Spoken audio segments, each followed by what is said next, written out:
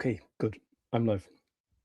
So, what I want to talk today about is a overlap that I see between a couple of different issues, which is the world of Marshall McLuhan, the world of Ivan Illich, and the Amish. Okay, Marshall McLuhan is perhaps the most famous of these people. He's known for statements is the message.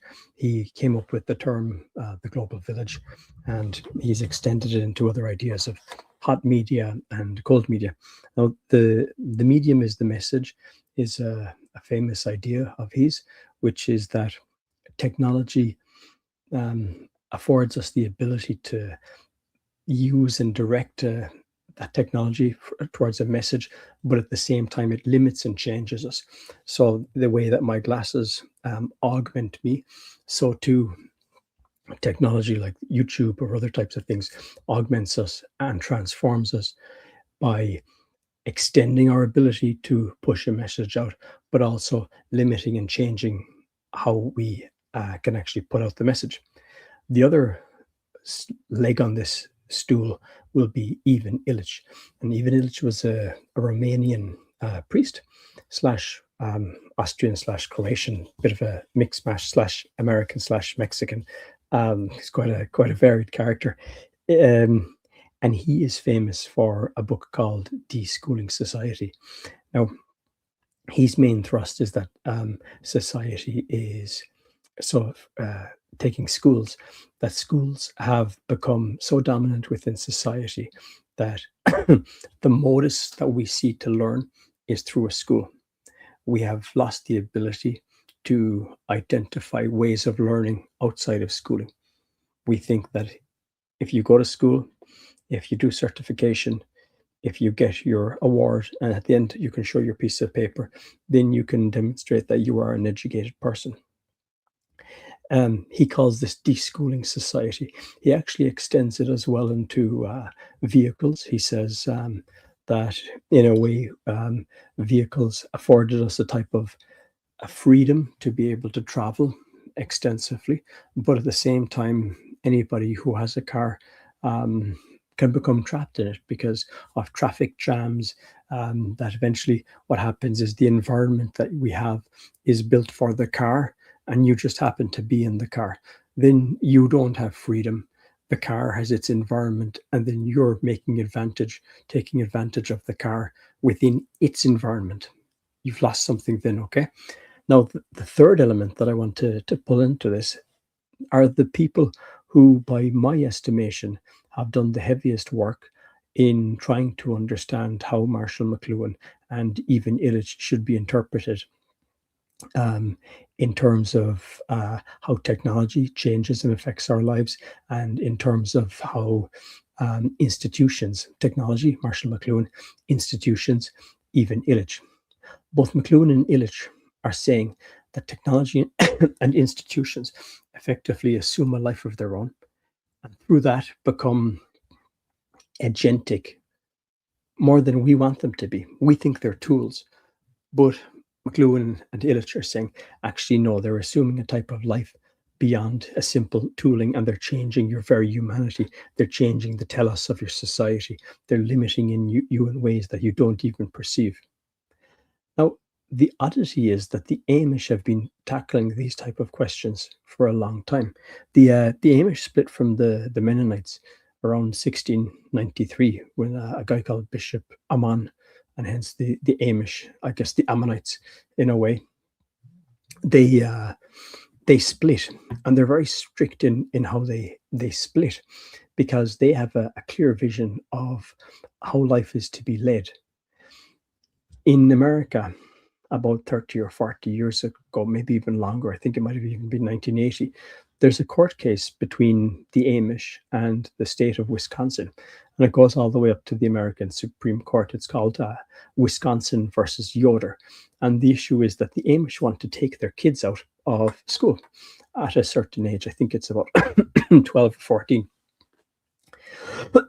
They're not going to let their kids go into high school, right? And the Amish get fined.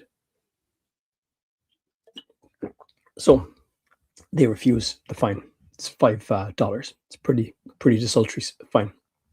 And they go to the Supreme Court and they argue before the Supreme Court of America that Amish kids have an equivalent way of demonstrating a suitable formation, because they say, look, America, Wisconsin, your schooling system is seeking to form the children, but we Amish have our own method of formation. Yes, it includes schooling, and I bet you it includes intense memorization and learning in a way that goes beyond anything you'd be having in general school in Wisconsin. That's just my guess. But further to that, it includes practical skills on the farm. It includes crafts. It includes learning to be a carpenter, learning to, be able to do plumbing. The kids become quite rounded and effective. And they argue that that they are forming their children, and that the formation they are applying will make better citizens of those kids for the Amish community, and probably by implication for the American community. And they have ultimately rejected the state definition of education. They said that schooling was not equal to education. They said schooling was but one dimension. Now, this is very much up the territory of even Illich, who says that schooling is, of course, not equivalent to education, but is only a method of education, and that the kind of hidden aspect of the schooling curriculum is that the schooling system treats the children to a course of how to see the world, how to approach learning, how to regard certification. It's a formation as opposed to a simple transmission of knowledge. And the Amish were very particular about ensuring that their formation remains suitable for the continuity of their community. And given that they have been in place since 1693, it seems like something is worthwhile. The Mennonites were in place since about 1630 something. So, what are the Amish doing when it comes to tackling institutions and technology, and how those things impact on their society? Now, one of the issues that I'm kind of playing with here is that, in a way, the community could be regarded as a type of medium in the term of Marshall McLuhan, so that a body like the Amish has a certain set of characteristics which results in a formation and a modification of the people who are participating in it. And I think that kind of ties in the Marshall McLuhan part. But the question is then, how are the Amish formalizing that system? And one of the oddities about the Amish system is that they are not doing it using fixed doctrines, as in written down doctrines. Instead, they are using an oral type of tradition. They have their ordnungs, which is my attempt to pronounce what looks like a German word, but if it's in Amish German, maybe it's pronounced a bit different, which is a set of practices defined within their community. And these heavily are built off ultimately what's called the Confessions of Dordrecht, which is a Mennonite document from the 1632 that the Amish also adhere to. And that has a number of fairly strict issues or principles within it, although it's a short document, which kind of underpin why the Amish are perhaps so successful and potentially capable of handling something like AI and understanding, exampling how to understand AI. So their Confessions of Dordrecht are very concerned with avoiding what's called Hochmut. Again, my Dutch version of a German word, which is pride. Hoch, high, mood, pride, hubris. The Amish are very worried about hubris because they see the damage that it will do it. There's a type of Amish or Mennonite community where they used paint the silver bumpers on a car black, and that way your car would become less standing out, less an object to elevate you within your society. all the Amish, if you look at the picture of that, who is a genuine Amish person there, um, straightforward, simple clothes. It's anti-consumerist. Your clothes do not make the man. The man makes the man, right? Which is a reflection on the question of Hochmut. But the Dutch, the Pennsylvania Dutch, also have another complex provision, which is called Meidung, and this is equivalent to communication. It's called shunning, and it's the exclusion of those who would damage the society and prevent the continued observation of Amish beliefs, who would weaken and destroy that system within the Amish community, who would pull down the pillars that are the construct of the Amish community. So you have two kind of important issues there, which are things which are overlapping. One, which is that the Amish believe that individual pride is deleterious to their community and needs to be tackled. The individual experience is not king. Two, the Meidung, that anything which is going to undermine or destroy the community is a thing of concern and needs to be regulated and controlled. And this is why the Amish avoid vehicles. It's not because they shun modernity, it's because they shun the problems that even Illich flags in his life, which is that vehicles introduce barriers to society. Vehicles introduce an ability to extend your community, perhaps faster than it can hold together.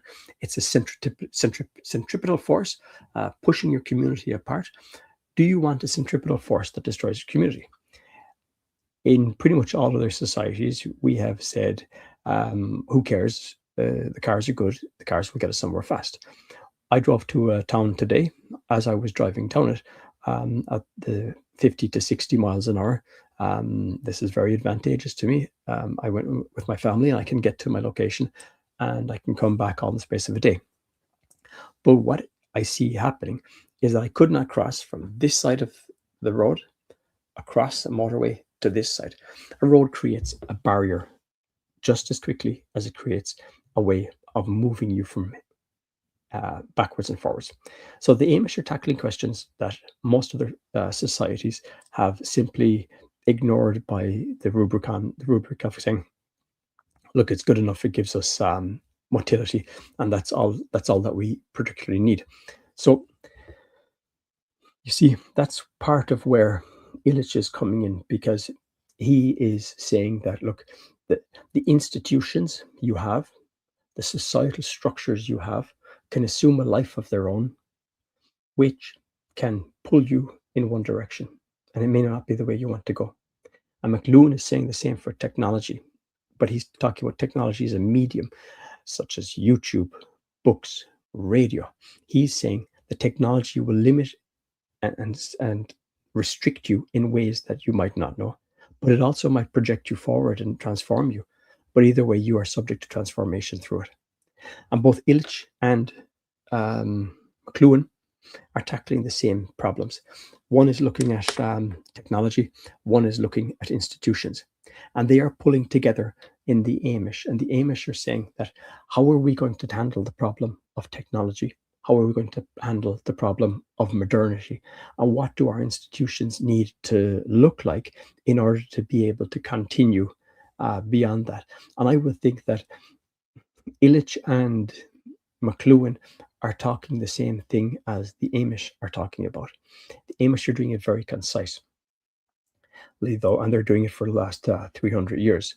And Illich and McLuhan are not regarded as figures in my awareness who should be monitored and considered in denominations such as Greek Orthodox, Lutheran, Calvin, etc., right? Or Roman Catholic. Are they actually kind of saying, how do we consider the issues that were raised by these two thinkers that are exampled by the Amish? All right, that's the thing. Now, I want to explore this in terms of artificial intelligence, because one of the interesting things about artificial intelligence is that it reveals a number of things to us. The first is the belief that, look, artificial intelligence is simply coming, and it is, right? It is simply coming, just like the vehicle simply came. It was an irrefutable force that the creation of a vehicle would spread across the world. And yet the Amish choose to refute that. It is an irrefutable observation that AI is almost certainly not to be put back into the bottle. And yet the Amish will reject that. They do not care. Similarly, for cars, we we yearn to have a society in the main that is more equal, that is less consumerist. But every single one of us wants a nicer car, right? None of us are generally, we're not going for the cheaper cars here. Generally, we're not going for the car that's 25 years old. We always tend to buy a car that matches our budget and matches our aspirations rather than taking the most simplistic mode of transport possible. Equally for clothes. We value clothes as an expression of our individuality. We are then trapped at every level in our societies by the problem of accepting in a resigned fashion that progress must happen. And then we align that with our individualism, which means that at the end of the day, we do like having a car which is in a color that we like. We do like having the leather seats if we can get them, this type of thing. We like to have clothes of a certain ilk. We want to be valued and respected, and we think the clothes represent a type of plumage because we're individuals and we count as individuals. But the Amish are operating using the Confessions of Dordrecht, which are a much, much harder document. And the question arises that as we move forward into what is a potentially cataclysmic event using artificial intelligence, which will transform our society in the scope of 100 years in ways that probably cannot be imagined, are we willing to adhere to a stripped down document like the Confessions of Dordrecht, which is quite difficult to follow? One of the examples is that the Confessions of Dordrecht has a article on not taking oaths, like I swear a mighty oath, because to the Amish, it's nonsensical to make an oath explicitly declaring that you're telling the truth, since fundamentally all of your speech, when you say yea, you should say yea, and when you say nay, you should say nay. Your speech should, in a Petersonian way, always be truthful. Now, they also have humility. They have a practice of foot washing in the Amish. They have institutionalized humility. Look at their clothes. Look at the aversion they have to hubris, Hochmut, using their buggies. Do we, as a society, see benefit in training humility in that way? And we don't, right? So we're going to actually become vulnerable to the extremes of AI simply because of a hubris, a Hochmut. They have the principle of excluding destructive forces, which is this principle of shunning, right? Those who would destroy or render, who would weaken the community and the structures of the community should be shunned. You do not belong if you are destructive. Dare we do that? I mean, how a society is structured will probably be tested in a way that the Amish would have been tested if they had taken cars. They're not the same thing, sure, in terms of raw technology, but in terms of dispersive force, a car would have spread the Amish and transformed their society such that the Amish probably would no longer exist as an individual people. Um, that is something AI will probably do for many communities. The other interesting thing is that the Amish also have they're Anabaptist, right? Which means that they believe baptism needs to be taken as a conscious choice. Which, look, I don't know, in the Amish community, can you simply walk away from baptism? Can you say, no, I choose not to be baptized, right? I'm a 65-year-old Amish man. I'm not baptized. Is that a thing? But in theory, let's say that you have the choice, right? I mean, you could choose not to be, then you'd probably be shunned. So it's a heavy choice, but it is a choice. But what it does have is the commitment requirement. A society that can last for 300 years in the face of intense technological pressure and survive apparently needs to have a lot of explicit choice um, when you're a conscious individual, i.e., you're consciously choosing to be baptized, right? You're consciously choosing to adhere to the position that the society has determined is necessary for it to maintain itself in the face of a technological tsunami.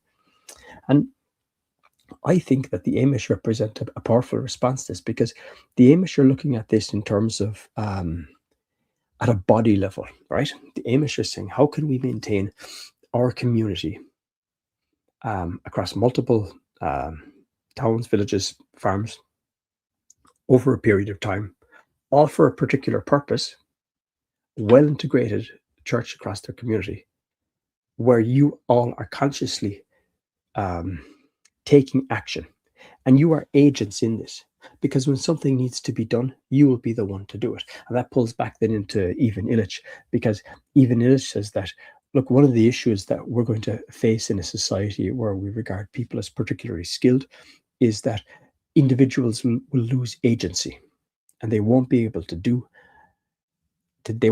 take action. And the one thing that the Amish are famous at being able to do is to take action. The idea of being able to leave a place on Friday, come back on Sunday evening. I love all the Amish have built a massive barn, right? How? Because they're highly agentic people, and they operate then at a body level. There's no individual. Yeah, well, I can't do this on Saturday. Sorry, I'm not going to be doing that. No, they all participate. They all work. An LLM is a tool that's designed at a body level. Individually, I can experience the LLM, but the LLM is pulling information from disparate sources, and it's operating at a level that's almost multi-generational in its equivalency, and it operates as a body. It can transform. It can dive into YouTube, it can dive into Twitter, it can dive into, it can write articles in newspapers, it can generate footage from events that never happened. It can generate from footage that events that are happening and represent them as true. It can do any type of thing that previously was only experienced as high societal level. Okay. And the Amish seem to have a way of responding to societal level problems. They seem to have a way of understanding how technology transforms the society. Firstly, by impacting the individual, but also by creating these type of forces which break apart the individuals from the body. This, I think, is something that we're probably going to have to wrestle with as a society. How are we going to understand what are the asks of a society? Because I see people talking about the tsunami of job losses. I see people talking about the transformation of the ability to experience the world, to learn, the ability to understand. All of that being lost, fundamental things as to how we experience life as humans, and things which give us purpose and meaning, right? And continuity, both in our lifetimes and the lifetimes of our children and in generations to be born. And I see a general resignation of that's simply how things are. And there's no requirement to think about it. I think one of the interesting things is that the Amish have thought about that. The Amish have tackled it. The Amish have set some questions about how technology needs to be handled in terms of the individual and of society. So that's my rant. Share your referral link. Yeah, maybe somebody's willing to to tolerate this. Um, Anybody, I saw one person. If you want to hop in, feel free. Please help me understand what I'm doing.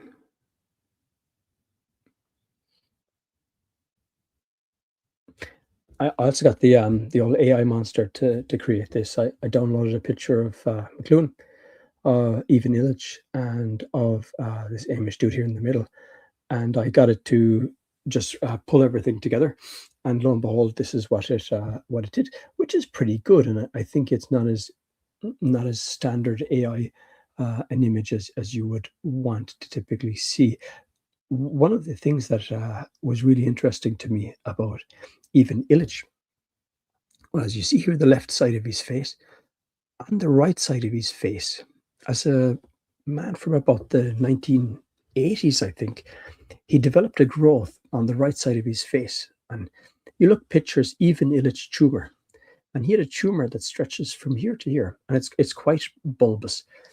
And he chooses never to go to a doctor about it or have it medically treated because he felt it would limit his ability to experience life fully, just as he felt that the school system, had resulted in a society which was all about the purpose of schooling as opposed to education. So too, he felt that the medical system had become orientated to the maintenance of people as sick, not in a conspiratorial way, but that the medical system will maintain a person um, for 20 years in an almost vegetative state and say, look, this is brilliant, right?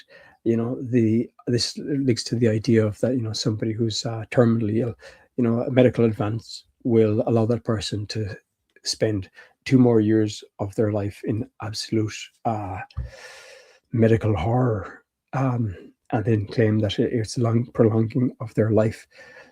It's the quality of life versus the time of life dilemma that's sometimes mentioned. So he chooses not to go to the doctor. He was a Catholic priest, and what he does is he changes, when he's doing the rosary, he changes the Hail Mary, Holy Mary, Mother of God, pray for us sinners now, and let us not miss the hour of our death. He changes it to let us not miss the hour of our death, because the process of actually being very human and experiencing that suffering, that death, was really important to him. So kudos to him. I don't agree with everything he said. I don't agree with everything that he did, but the man spent 20 years with a face tumor, taking raw opiates to manage the pain because he so valued the human experience. That's something. You got to respect that. Okay, 28 minutes and 55 seconds. I'm probably gonna call it a day at that. Um, so thanks for listening. That's very good of you. Um, and I had fun talking and trying to think it through. So take care. All the best, and I'll catch you again in the future, my friend, whoever you are.